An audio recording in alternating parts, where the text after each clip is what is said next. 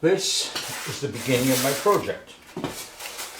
It's the Horton 3000. As you can see, I've already put together some of the parts. First thing I did was opened up the box, of course. I'm not going to show you unboxing. And I labeled, or numbered rather, each of the parts according to the drawings. W6-2, and then again W6-1. This represents one part. Once I had this figured out, I started with W1-2 and W1-1, which is the largest part. Something I'm doing, this, I'm presuming, I don't know, but I'm presuming it's for a carbon fiber rod of a certain size. It just so happens that I have two 5-foot titanium thin-walled tubes. So I made a little tool, and I'll show you that in a minute, that enlarges this hole to accommodate my titanium tube. You can use it for a larger rod as well. I would actually recommend a larger rod than this. This seems very small. I guess again you can determine by your thickness of the rod, the tube, as to the strength. But in my case I had the tubes, the titanium tubes, and I machined this out for those 3/4 inch tubes. Now, I'm going to begin assembling this. As you can see on my bench, this represents the body of the model. Once again, the largest one would actually sit about there. So it gives you an idea of what you're going to be up against. You're going to build the body and then begin assembly. So on mine, I'm going to modify it a fair bit. In any case, I am now started. I have 8 bins of pieces. Each bin represents one of the sheets that came in the box. No directions, by the way, as in the word directions. No, only a set of drawings. And they're pretty good. I'm learning how to use just the drawings. And anyway, we'll see if just the drawings work when this is all finished. The process I'm using, I'm going to cover this with a combination of fiberglass material. This one here is a 1-ounce material. This will cover most of the body and wings. Areas that are going to be reinforced are going to be covered with 4-ounce material, but they won't cover the entire area. It'll just cover, for instance, the nose area. Maybe an area from, say, from about here to around to here, okay? Don't need to cover all of this or all of this area here. This is not likely to get damaged, and when I say damage, I mean transportation damage. I don't mean crash damage. For some reason, not much protects it from crash damage. Anyway, this covering, I don't use epoxy. I haven't used it in years, actually. I've been using this. I don't know how I ever came across it in the first place, but I read something or I heard something to try this in place of epoxy coating. Still using the same fiberglass, of course. It's a product made by Minwax, and it's called polyacrylic. The nice thing about it is it seems to provide all of the things that the epoxy does, strength, bonding, and so on, but it's water-based, and it's one part. I also discovered the best way to put it on is with a brush, not with a roller. With a roller you get a more textured surface. This stuff is unbelievable, considering that it's water-based. I clean up with water. Wash my hands with water, wash my brushes with water. No acetone, no lacquer thinners.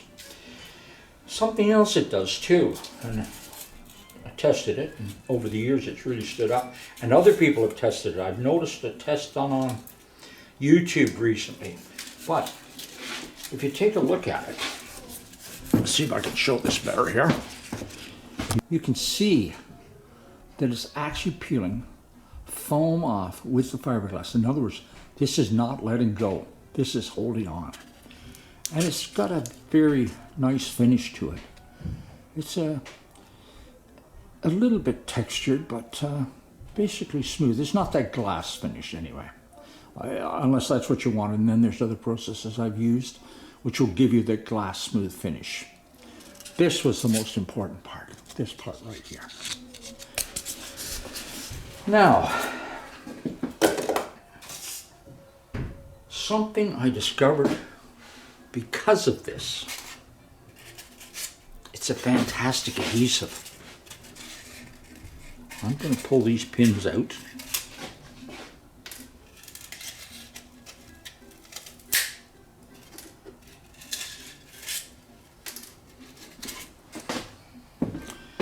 Let me see if I can show you this. Now, there we are. There's macro. See how fine that line is? This Minwax stuff, it's like, I guess I can best describe it as like milk.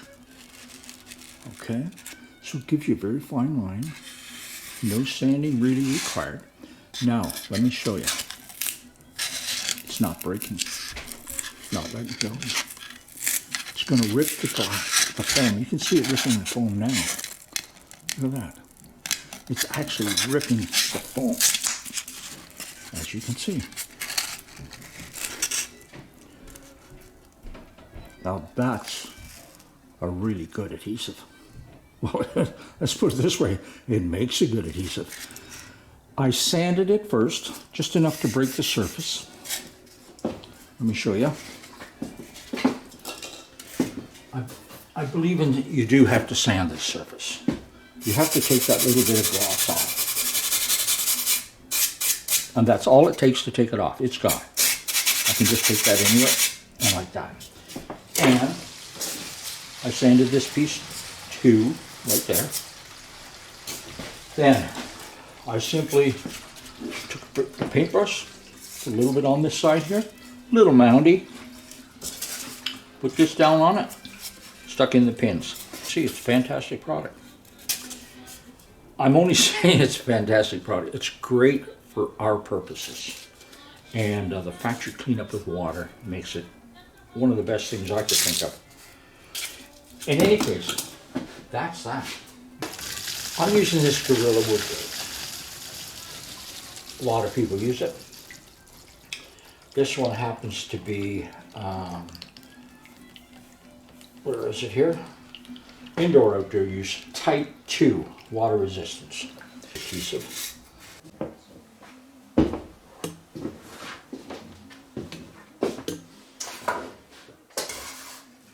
For this gluing, I'm going to use the Gorilla Glue. The reason being, the other glue that I'm using, the polyacrylic, it's, like I said, it's like milk, and it's a little bit too thin. And if I put it on here, I have to hold everything vertical, or it simply runs off. That's where the advantage of the Gorilla Glue comes in. It's thick, it stays in one spot, much easier to work with.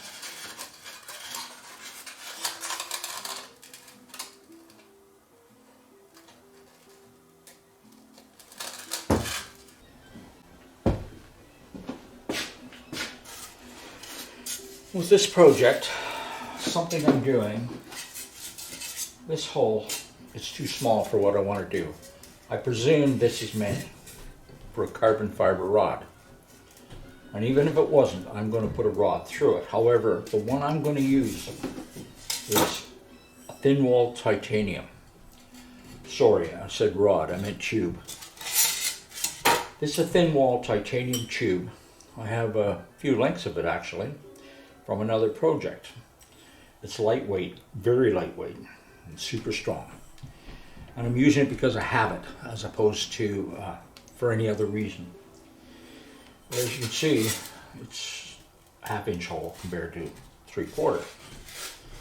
So I made up a little device.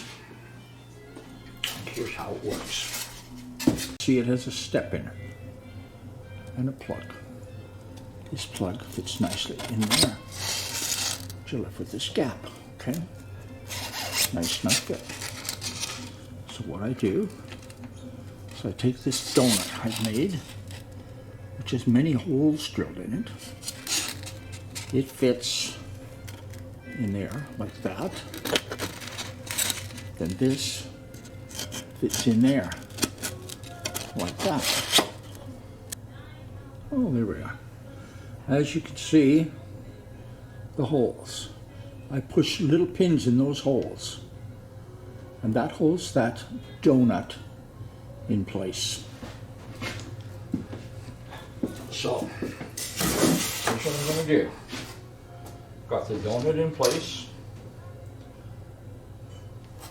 I push in the pins into the foam. You don't need a lot. 3 pins is enough. So far it has been for me. And one more. And then you can take that out. In my case, I have to be sure that the pins are recessed below the surface of the donut. And there's what you've got. Okay? You see that?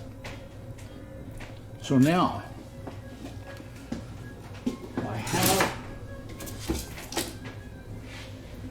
an old laminate trimmer. Never had much use for it till now. And you can see that it has a guide in it. See if I can make the macro come back. There we are. There's the guide, you can see that. And the laminate trimmer. And it's the depth.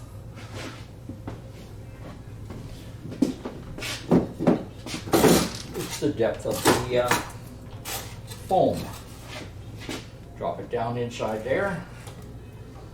And just set it on top of a piece of plywood so it's down my working surface. Put it down in there. Sit this down in here.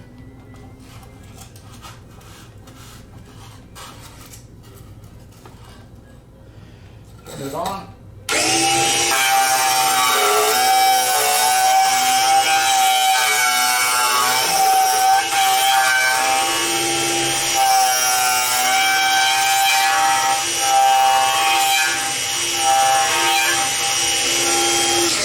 Medium rod now has a nice snug fit through the new hole. Trim off a little bit of flash in the bottom here, and there we are.